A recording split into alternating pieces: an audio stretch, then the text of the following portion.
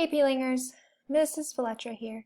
I just wanted to give you guys some instructions and directions on how to go about the rewrites that we are starting this week. After speaking with a couple students and thinking about it, I thought this would be a really constructive way to spend the week. It'll slow us down a little bit and it'll get us diving into the skills that are really integral to this course.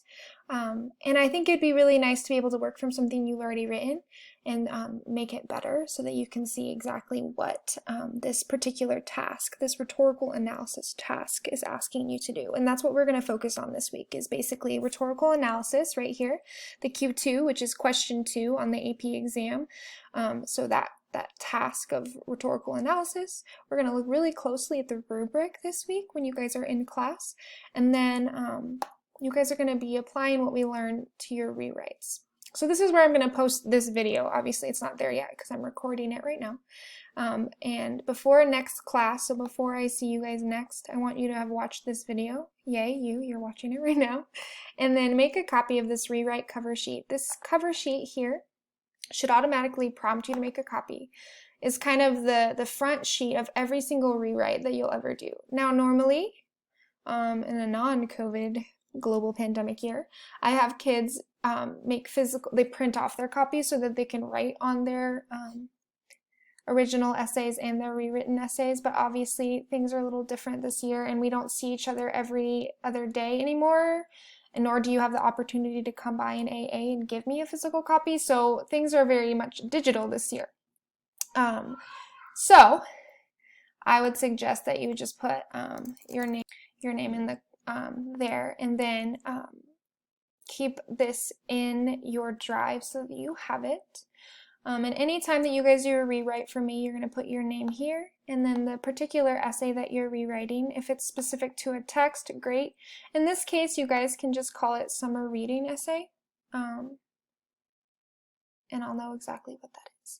And to earn points back, you must follow these instructions precisely. And recall that I always allow for rewrites if you want. I don't always give you class time to do it, so this is a unique situation. I'm giving you class time.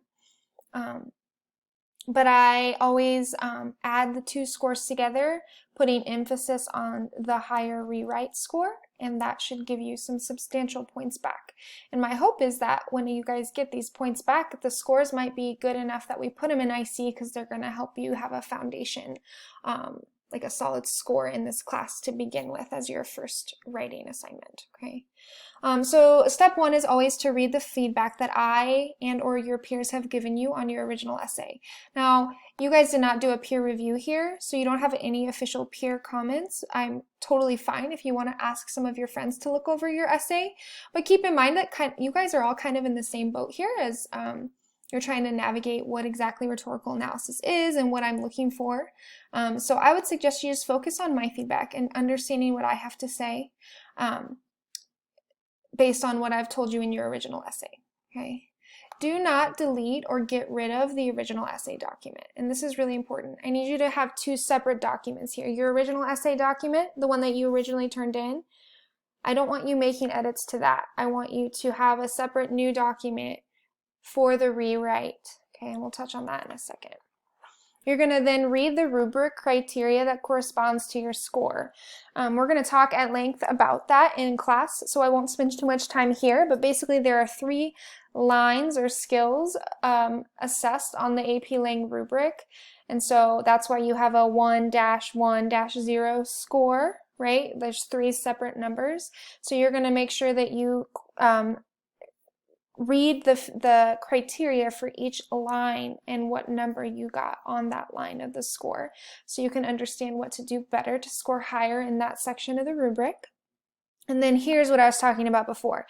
Create a new document for your rewrite. Here's how I'd suggest we do it with this, since everything is digital. In one tab, have your original essay, and then split the screen and have a second tab where you're going to be working on your rewrite. Copy and paste whatever you would like to keep from your original document into the new document and then work from there, right? Some of you are going to be starting from scratch, totally fine. Some of you are going to be just editing a few paragraphs here and there, or getting rid of paragraphs 2 and 3 and replacing them with blah, blah, blah. That's totally fine. The reason that you need to keep the original is because of number 4.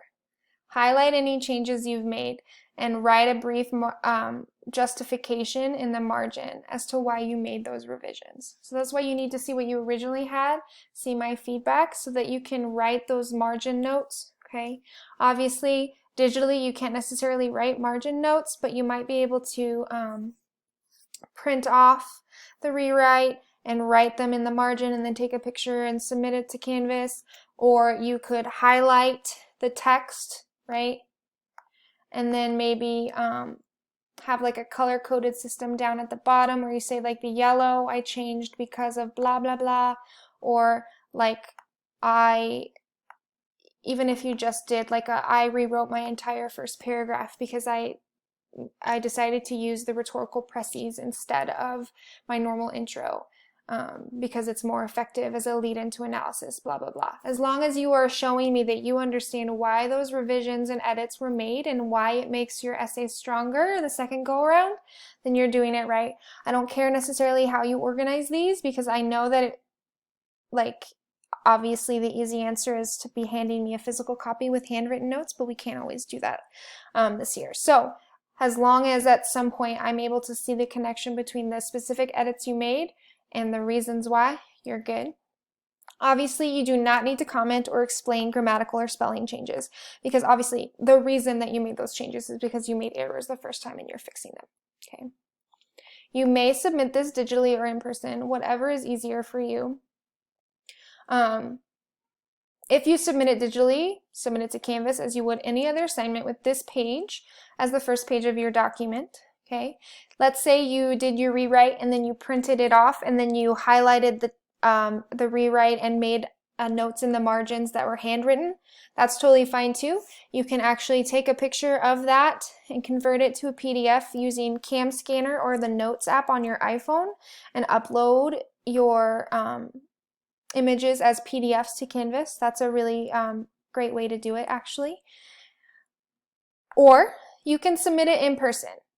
Here's the issue though. If you submit it in person, I need it before Friday, because otherwise you end up having a whole weekend to finish your rewrite, right? And so in order to be fair and equitable to all students, if you choose to do the written way and you want to hand it in person to me so I have a physical copy, I'll need it by Wednesday or Thursday, depending on your cohort day, because I don't see you on Friday. Okay, so in my opinion, this is the easiest way to go, because there are several methods of submission that will work for you, but I also know that not all of us have reliable internet at home, or maybe have devices that aren't so cooperative with Canvas, whatever. As long as I get your rewrite, I'm a happy camper. If you have issues with any of it, you can always just let me know and we can navigate that case by case. But for the most part, it sounds like you guys are figuring out Canvas all right. Okay, so that's the rewrite process. It's not an easy way to earn points back, right? Because if it were an easy way to earn points back, then, I mean, we wouldn't be learning anything from the process, right? So my intention is to make it a truly recursive, constructive process, okay? This is where we talk about the rubric, okay? And then if you guys notice the weird schedule, everyone is at home on the 23rd, cohort A and cohort B, okay? And then on the 24th, cohort A, you're at home again, and cohort B, you guys will be in class also still working on the rewrite, so I'll fix that. That's confusing. But basically, once I've introduced the rubric in Q2 to you guys are going to be working on rewrites for the rest of the week, because I want to give you guys some time. And then you'll submit your rewrites here. Now this is like the weird view that the teachers have, but it says 2 p.m. because that's kind of when I have to get attendance done. If you're having trouble getting it done by 2 p.m., you just need to let me know.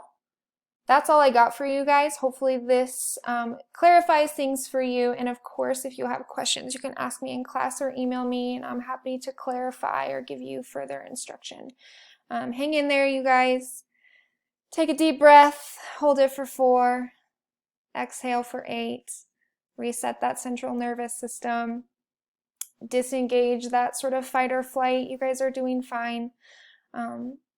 What you're doing is not easy, and I just want you to know that I see you and I really value all of you and your contributions and the efforts that you're making despite how difficult it may be. Take care of yourselves, and I will see you later this week.